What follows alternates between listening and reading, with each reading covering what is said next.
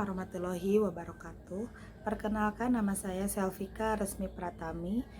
Saya akan membawakan materi tentang cara belajar efektif dan pembelajaran di masa pandemi COVID-19. Anak-anakku sekalian yang Ibu cintai, bagaimana pembelajaran hari ini? Sudah siap? Hari ini Ibu akan menyampaikan bagaimana kiat-kiat cara kalian tetap ikhlas, tetap sabar, menanti untuk datang kembali ke sekolah, ya.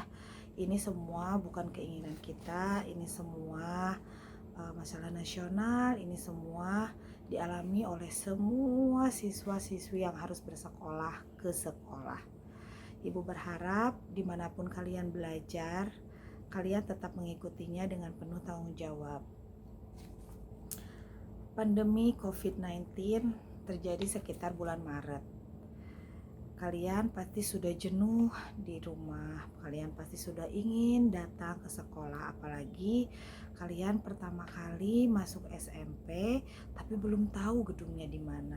Mohon bersabar, berdoa semoga semua wabah ini cepat berlalu. Ibu akan sedikit membahas tentang COVID-19. Jadi anak-anakku, COVID-19 itu penyebarannya seperti virus flu pada umumnya, namun ini lebih mematikan, sehingga pemerintah menghimbau untuk kita mencegah kerumunan. Nah, salah satu tempat yang banyak melakukan kerumunan adalah sekolah, adalah ruang kelas, sehingga semua sekolah dihimbau untuk tetap melakukan pembelajaran namun dari rumah masing-masing. Mungkin kalian masih bingung tentang pembelajaran di SD dan di SMP apa bedanya, ya. Tentu saja banyak sekali perbedaannya.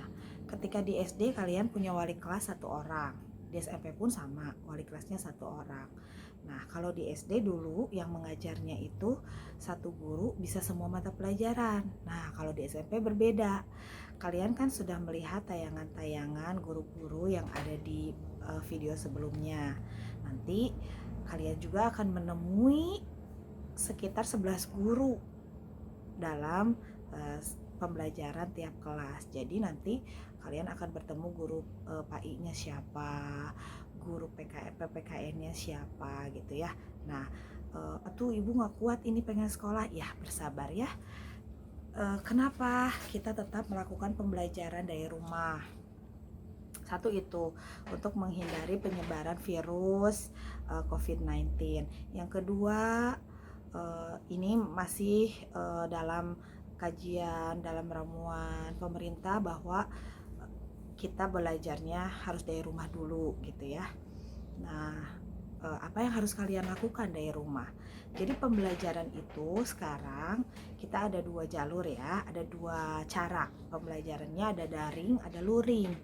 Nah, kalau daring pembelajaran secara online, jadi nanti tugasnya diberikan melalui online, melalui internet, ada yang melalui Google, ada yang melalui YouTube, ada yang melalui WA Group. Lalu bagaimana ibu yang tidak punya handphone atau tidak punya kuota atau tidak bisa? Nanti akan difasilitasi dengan pembelajaran luring. Tapi pembelajaran luring itu dilakukan ketika kalian tidak bisa internet gitu ya.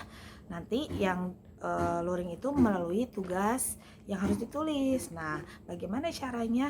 Nanti orang tua yang harus datang ke sekolah membawa tugas itu, dan kalian yang mengerjakan di rumah nanti orang tua lagi yang membawanya ke sekolah. Lalu yang kedua, ibu juga sering melihat sekarang warna rambutnya yang berwarna-warni.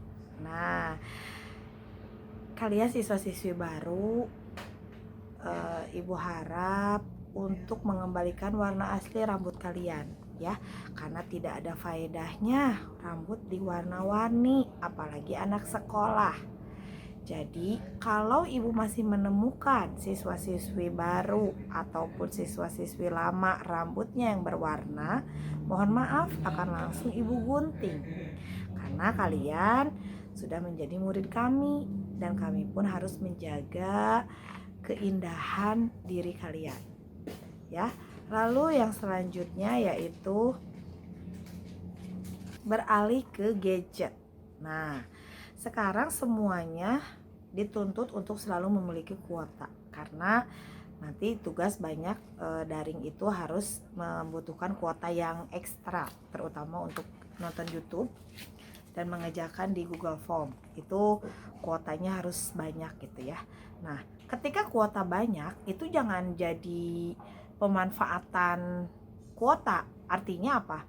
Kita minta ke orang tua untuk beli kuota. Ternyata bukan hanya untuk belajar, tapi untuk dipakai TikTokan atau apa tuh lah yang namanya sekarang lagi ngetren ya. Itu lebih baik dihindari dulu. Game online itu juga sama, harus dihindari dulu karena sekarang kita fokusnya kuota internet dari orang tua itu untuk belajar, bukan untuk bermain game online atau TikTokan. Terutama bagi perempuan yang TikTokannya memperlihatkan lekuk tubuhnya, ibu himbau untuk sekarang mulai dihapus dan tidak diposting dan sudah dihentikan dulu. Ya. Nah, untuk yang bermain game pun sama. Karena ibu melihat jika bermain game dalam waktu yang lama, kalian itu akan lupa sholat, lupa makan, lupa pulang, apalagi mabar, main bareng. Itu sangat disarankan untuk tidak dilakukan ya. Lebih baik kalian ngaji, diam di rumah membantu orang tua, atau memperbanyak hafalan Al-Quran. Sehingga nanti ketika kalian masuk lagi ke sekolah, kalian sudah siap melakukan pembelajaran secara langsung gitu. Lalu yang berikutnya, ibu rasa kalian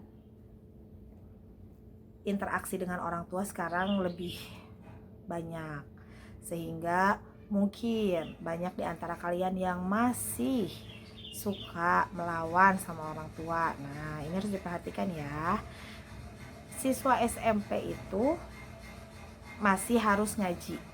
Siswa SMP itu masih jangan malu untuk disuruh sama orang tua ke warung.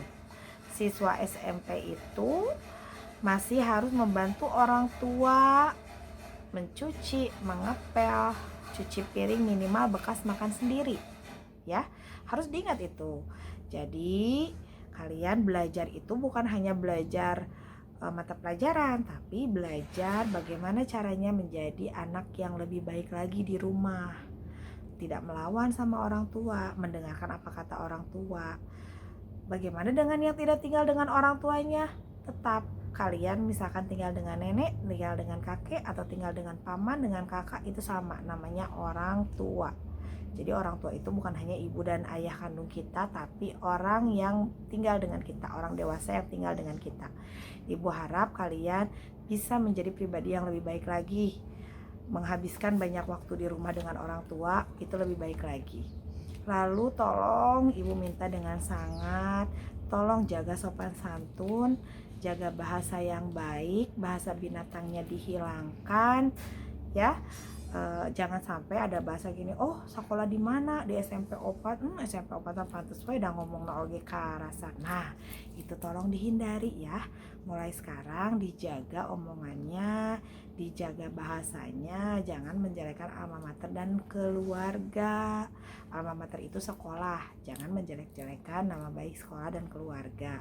Bawalah nama harum sekolah dan keluarga. Oke ya, gitu. Semoga kalian tidak jenuh di rumah.